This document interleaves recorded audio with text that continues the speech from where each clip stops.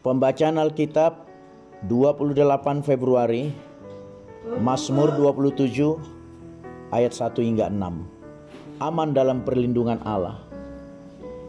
Tuhan adalah terangku dan keselamatanku, kepada siapakah aku harus takut? Tuhan adalah benteng hidupku, terhadap siapakah aku harus gemetar? Ketika penjahat-penjahat menyerang aku untuk memakan dagingku, yakni semua lawanku dan musuhku, mereka sendirilah yang tergelincir dan jatuh. Sekalipun tentara berkemah mengepung aku, tidak takut hatiku. Sekalipun timbul peperangan melawan aku, dalam hal itu pun aku tetap percaya. Satu hal telah kuminta kepada Tuhan, itulah yang kuingini, diam di rumah Tuhan seumur hidupku, menyaksikan kemurahan Tuhan dan menikmati bait-Nya. Sebab Ia melindungi aku dalam pondoknya pada waktu bahaya. Ia menyembunyikan aku dalam persembunyian di kemahnya. Ia mengangkat aku ke atas gunung batu. Maka sekarang tegaklah kepalaku, mengatasi musuhku sekeliling aku. Dalam kemahnya aku mau mempersembahkan korban dengan sorak-sorai. Aku mau menyanyi dan bermazmur bagi Tuhan. Markus 10, perceraian. Dari situ Yesus berangkat ke daerah Yudea dan ke daerah seberang sungai Yordan. Dan di situ pun orang banyak datang mengerumuni Dia. Dan seperti biasa Ia mengajar mereka pula.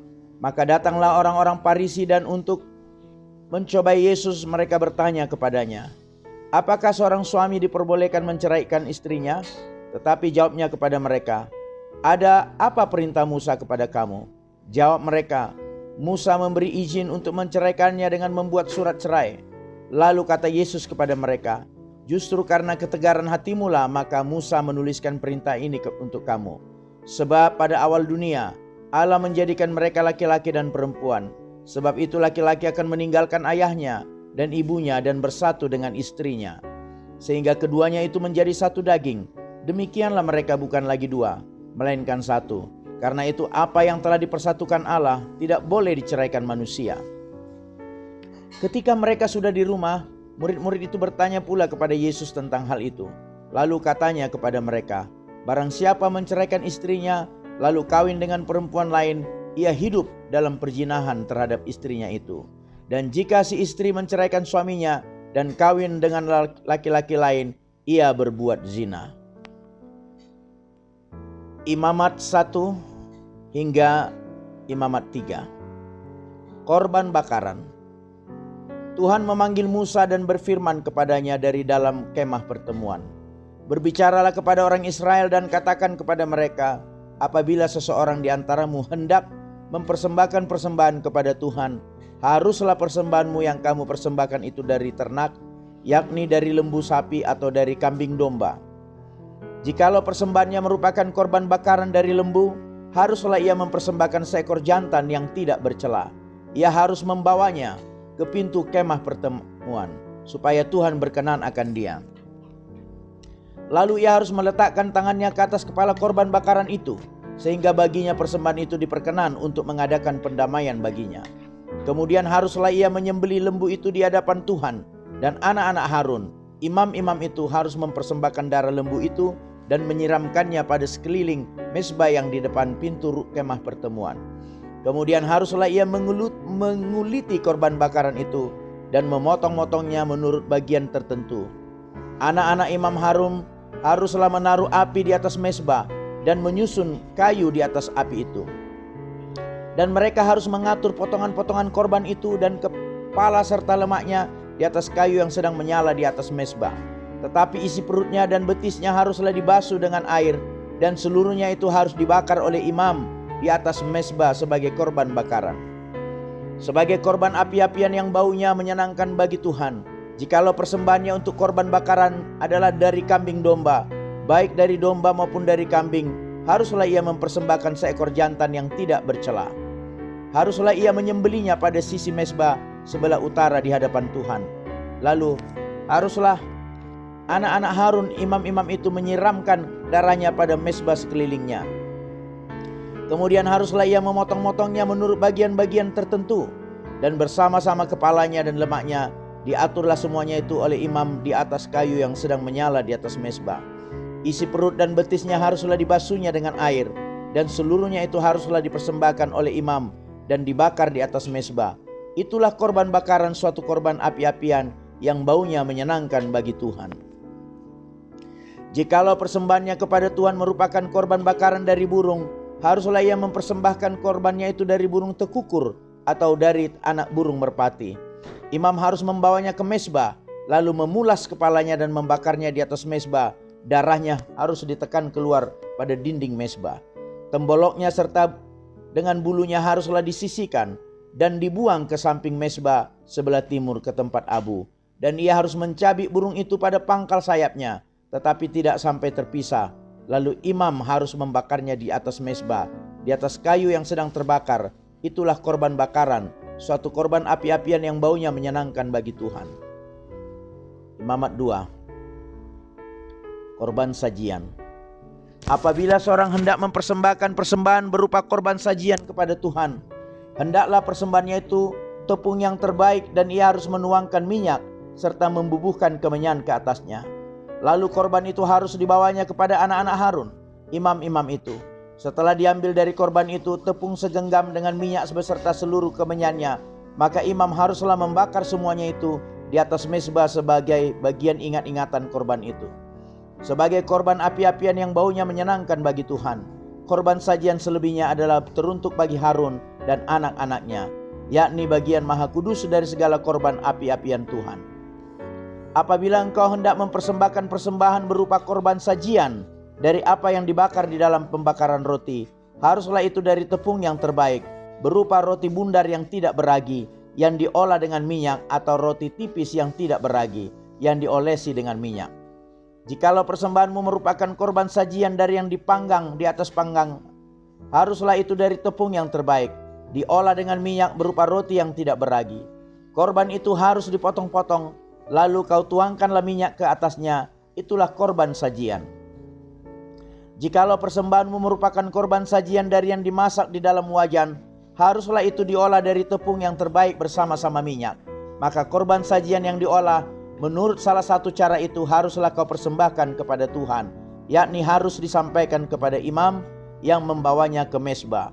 Kemudian imam harus mengkhususkan dari korban sajian itu bagian ingatan-ingatannya, lalu membakarnya di atas mezbah sebagai korban api-apian yang baunya menyenangkan bagi Tuhan.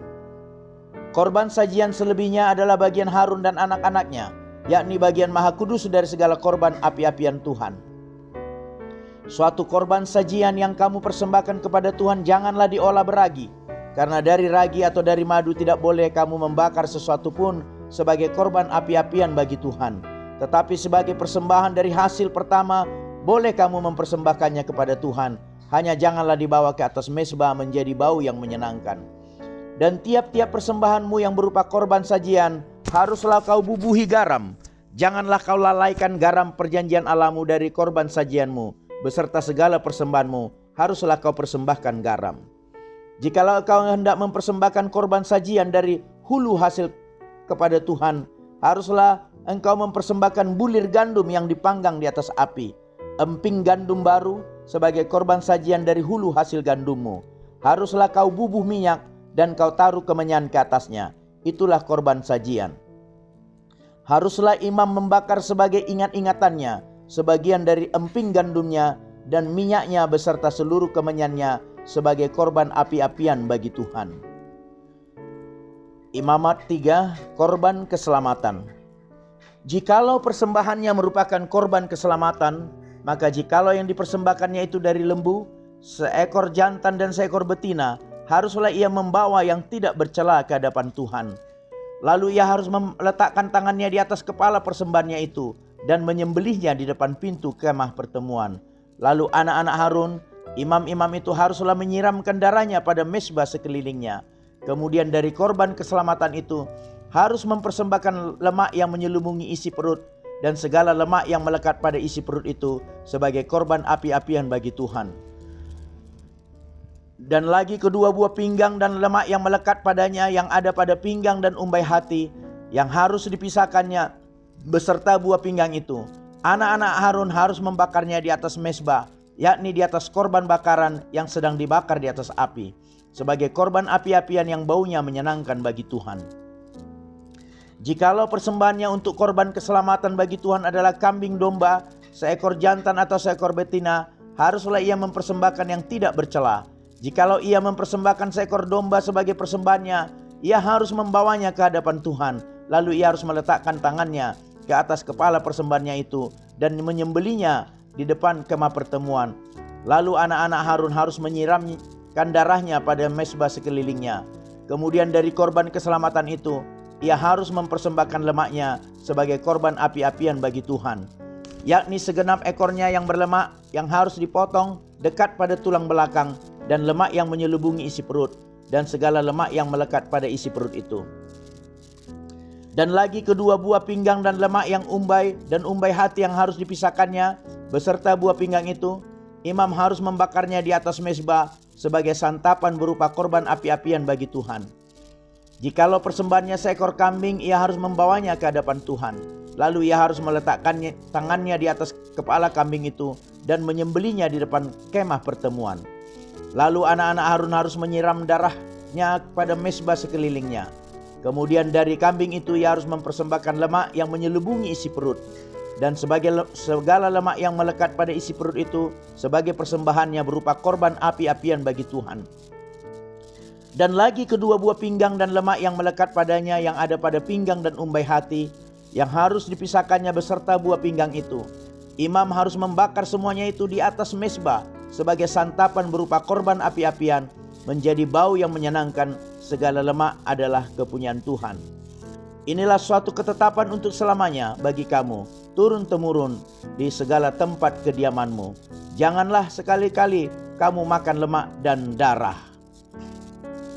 Inspirasi Alkitab.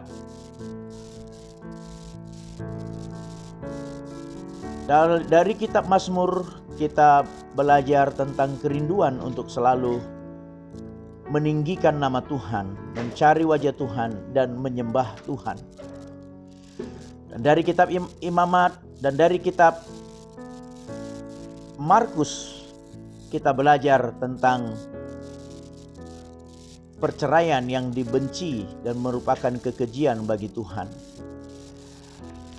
Ini mengisyaratkan hubungan kita dengan Kristus, dengan Tuhan Yesus. Ketika kita jauh dan memiliki hubungan yang terpisah dari Tuhan, hal itu merupakan kebencian dan kekejian bagi Tuhan. Dari kitab Imamat kita membaca tentang persembahan yang dibakar yang mengeluarkan bau yang wangi. Dalam hidup kita sehari-hari, hendaklah kita rela untuk menerima proses di mana kita dibentuk. Sakit rasanya seperti dibakar. Namun ketika kita mengasihi Tuhan, ketika kita mau mempersembahkan hidup kita kepada Tuhan, kita akan belajar menyenangkan hati Tuhan. Dan kita menjadi persembahan yang hidup, kudus, dan tidak bercela bagi Tuhan. Haleluya, Tuhan memberkati.